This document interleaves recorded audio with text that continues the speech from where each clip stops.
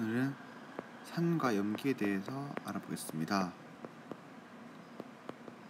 자, 우리 산과 염기를 구분하는 실험을 했었어요. 그러니까 우리 세상에 물질들이 되게 많잖아요. 그래서 우리는 리트머스 종이를 이용하기도 했었고요.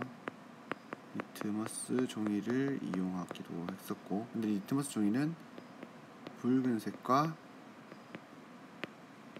푸른색이 있었죠. 이 리트머스 종이. 그 다음에 우리 페노프탈렌 용액을 이용하게 됐습니다.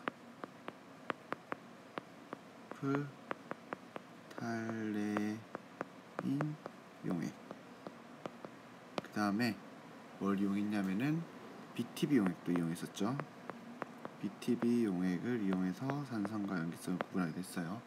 그 다음에 전기 전도도, 전기가 흐르는지 확인했었죠. 시작했습니다. 전기 전도도. 그 다음에 마그네슘과의 반응도 확인했었어요. 그래서 이렇게 보면은 우리 여기서 산성일 때는 푸른색 리트머스 종이를 붉게 변화시킵니다. 맞죠? 푸른색 리트머스 종이가 붉게 변합니다. 그 다음에 페노프탈렌 용액에서는 반응이 없죠. 그 다음에 BTB 용액은 원래는 중성일 때는 어떤 색깔이었죠? 중성일 때는 그렇죠. 초록색이었는데 이게 무슨 색깔로 변했었죠? 맞아요. 노란색으로 변했었어요. 노란색으로 이렇게 노란색으로 변했을 때 이게 우리 요거 산성이었죠. 이게 산성이 있었을 때, 산일 때. 전기 전도도는 당연히 전기가 흘렀습니다. 자, 그리고 마그네슘과 반응했을 때 반응한 또 봤었죠. 이 산성의 대표적인 물질, 이거는 나중에 얘기하고, 이 염기성일 때는 어땠냐? 염기성일 때는 푸른색 리트머스 종이 당연히 푸르졌고, 붉은색 리트머스 종이를 푸르게 변화시켰죠. 이게 염기성이었죠. 염기성. 붉은색 리트머스 종이를 푸른색으로 변화시켰습니다. 그럼 페노프탈렌 용액과 반응해가지고 페노프탈렌 용액이 어떻게 변했어요? 맞아요. 붉게 변했었죠. 붉게 변했습니다. 붉게 변함. 그쵸. 그래서 BTB 용액에 넣으면 어떻게 됐었죠? 그렇습니다. 푸르스름한 색깔로 변했어요. 푸른 색깔로 변했었죠. 그다음 전기도 흘렀습니다. 이렇게 산성과 염기성은 이렇게 리트머스 종이나 페노프탈렌 용액을 이용하거나 BTB 용액을 이용하거나 이런 것들을 이용해서 산성과 염기성을 구분할 수 있습니다. 그 외에도 산성은 신맛이 나고 염기는 좀 미끈미끈거리고 이런 성질이 있지만, 그거는 우리가 과학적인 방법을 하는 건 아니지만, 이렇게 리트머스 종이, 페노프탈렌 용액, BTB 용액 이런 것들을 이용하면 우리는 산과 염기를 구분할 수 있다는 거죠. 근데 하나 우리가 확인해야 될 게 뭐냐면은 요겁니다. 전기 전도도. 이 전기 전도도를 보면은 둘 다 전기가 흐르는 걸 알 수 있습니다. 우리 수업 시간에 했던 것 중에서 염산 HCl이라든지 수산화나트륨 이런 것들이 대표적인 산성과 염기성의 예인데요. 얘는 산성, 얘는 염기성. 대표적인 산성과 염기성의 예인데 둘 다 전류가 흐릅니다. 근데 이렇게 전류가 흐르는 이유가 뭘까요?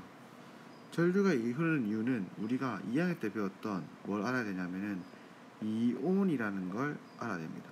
즉 산과 염기에서 전류가 흐르는 이유는 이 염기성 산성 물질들이 수용액 상태에서 물에 녹아서, 즉 수용액 상태, 즉 물에 녹아서 이온화되기 때문에 전류가 흐릅니다. 즉 이온화, 즉 이온이 뭔지 알겠죠? 이온이 뭔지 기억나나요? 맞아요. 이온이라고 하는 건 우리 원래 원자의 전기적 성질이 중성이잖아요. 근데 그게 전자를 얻거나 잃어서, 전자를 잃거나 얻어서 전하를 띠게 된다는 거죠. 전하를 가지게 되면 즉 플러스 또는 마이너스 어떤 전하를 가지게 된다는 뜻이죠. 이렇게 되면 전류를 흘렸을 때 얘들이 이동하게 됩니다. 어떤 한쪽 방향으로. 왜냐하면 전기력을 받으니까요. 이렇게 되는 걸 이온이라고 부릅니다. 그래서 수용액 상태에서는 이온화되기 때문에, 즉 이온이 만들어지기 때문에 전류가 흐르게 되는 거죠. 그래서 염기성도 전류가 흐르고 산성도 전류가 흐릅니다. 근데 우리가 이거 어떤 이온이 산성을 나타내고 염기성을 나타내는지 우리 실험을 썼단 말이에요. 어떤 실험을 썼냐? 한 번은 푸른색 리트머스 종이에 뭐 있었죠? 염산을 묻힌 실을 가운데다 놨죠. 염산을 묻혔습니다. HCl 염산을 묻힌 실을 놔두고 여기에 전류를 흘려줬어요. 이렇게 직계 전선으로 꼽아서 플러스극, 마이너스극. 그랬더니 붉게 변하죠. 왜 붉게 변하죠? 그렇죠.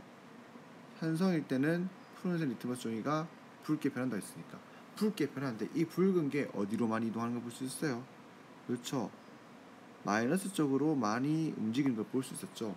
즉 붉게 변하는 이 부분이 마이너스 쪽으로 이동한다는 뜻은 이 HCl 염산이라고 하는 것 중에서 산성의 특징을 나타내는 이온이 바로 무엇이다? 양이온이란 뜻입니다. 즉 양이온은 H겠죠. 그래서 이온인데 산성을 나타내는 이온은 바로 수소이온입니다. 즉 수소이온이 나오면, 즉 어떤 모든 물질에서 수용액 상태로 했을 때 이온화되는데 그 이온이 만약 수소이온이 나온다면 이 물질은 산성이 된다는 뜻입니다. 그래서 우리가 식초라든지 레몬즙이라든지 뭐 사이다라든지 이런 산성의 물질들은 다 수용액 상태에서 수소이온이 나온다는 뜻입니다. 반대로 우리 이 실험도 했었잖아요. 붉은색 리트머스 종이에다가 이번에는 무엇을 묻혔죠? 수산화 나트륨을 묻힌 실을 가운데다 두고 전류를 흘렸습니다. 플러스극, 마이너스극. 이랬을 때 붉은색 리트머스 종이는 이렇게 푸르게 변하죠. 푸르게 변하는데 이 푸르게 변하는 게 어디로 많이 이동했어요? 이거 봤나요? 그렇죠. 이렇게 플러스 쪽으로 이동했다는 뜻입니다. 즉 염기성을 나타내는, 푸르게 변화시킨 염기성을 나타내는 이온은 플러스 극으로 이동한다는 뜻입니다. 즉 그래서 그 이온은 바로 음이온이 되겠죠. 요때 요 OH라는 이온, 바로 염기성일 때 염기성을 나타내는 아이들은 수용액 상태에서 OH-라는 이온을 내놓습니다. 이 이온의 이름은 수산화 이온입니다. 처음 보는 이온이죠. 수산화 이온이 나오면 바로 염기성입니다. 그래서 암모늄 같은 거, 암모니아 같은 것도 전부 다 OH 같은 거 나온다는 뜻입니다. OH 수산화 이온입니다. 수산화 이온. 즉 정리해 보면 산과 염기의 특성이 나타나는 이유가 수용액 상태에서 이온화되기 때문입니다. 이온화되기 때문인데 그 나타나는 이온이 산성일 때는 수소이온, 염기성일 때는 수산화 이온이 나오기 때문이라는 거죠. 이를 우리 모형으로 그리면 이렇게 된다는 뜻입니다. 자, 수소이온을 요렇게 하고요. 수산화 이온을 요렇게 그릴게요. 즉 무슨 말이냐? 물에 녹아가지고 원래는 어떤 물질이 염산 같으면 HCl이니까 이렇게 돼 있었겠죠. 이 HCl이 HCl 물에 녹으면 어떻게 되냐? 얘들이 완전히 이렇게 이온화되어서 각각 따로 존재한다는 뜻이 된다는 뜻입니다. 이렇게요. 마찬가지로 염기성 물질 염화나트륨 같은 경우 있죠. 염화나트륨, 수산화나트륨 같은 거. 수산화나트륨 같은 경우도 이렇게 수산화 이온이 물에서 이렇게 따로 존재한다는 뜻입니다. 나트륨 이온을 이렇게 표시할까요? 즉 원래는 나트륨 이온도 수산나트륨 이온도 이렇게 붙어 있었을 겁니다. 이렇게 붙어 있었는데 물에 녹으면 이렇게 완전히 분리되어서 따로 떨어진다는 뜻이죠. 이렇게 이온화되기 때문에, 즉 수소이온, 수산화이온, 수산화이온이 완전히 떨어져서 이온화되기 때문에 산과 염기 특성이 나타난다는 뜻입니다. 근데 우리가 실험하다 보면은 강한 산성도 있고 약한 산성도 있고, 강한 염기성도 있고 약한 염기성도 있잖아요. 색깔의 변화가 더 진한다거나 약하다거나 그런 거. 강한 산성이 나타나는 거와 약한 산성이 나타나는 거. 즉 산과 염기의 정도가 강하고 약하고 나타나는 이유는 무엇일까요? 그렇죠. 바로 산과 염기라고 하는 것이 이온화 때문에 나타나는 건데, 이 이온화 정도가 다르면 강한 염기가 되고 약한 염기가 되고, 강산이 되고 약한 염기가 된다는 뜻입니다. 즉 만약 약한 산성 같은 경우는 어떻게 되냐, 이렇게 된다는 뜻이죠. 대부분의 물질들은 이렇게 이온이 되지 않는 겁니다. 이온이 되지 않은 채로 존재합니다. 수용의 상태에서. 근데 몇 개만 이렇게 이온으로 된다는 뜻이죠. 몇 개만요. 그래서 전체적으로는 이온이 되는 개수가 적은 겁니다. 즉 이온화되는 정도가 작하기 때문에 약한 산성이 된다는 거죠. 마찬가지로 약한 염기성, 약염기도 마찬가지입니다. 원래는 수산화탄처럼 따로따로 떨어져 있으면 되게 좋은데 얘네들이 따로 떨어져 있는 게 별로 없는 겁니다.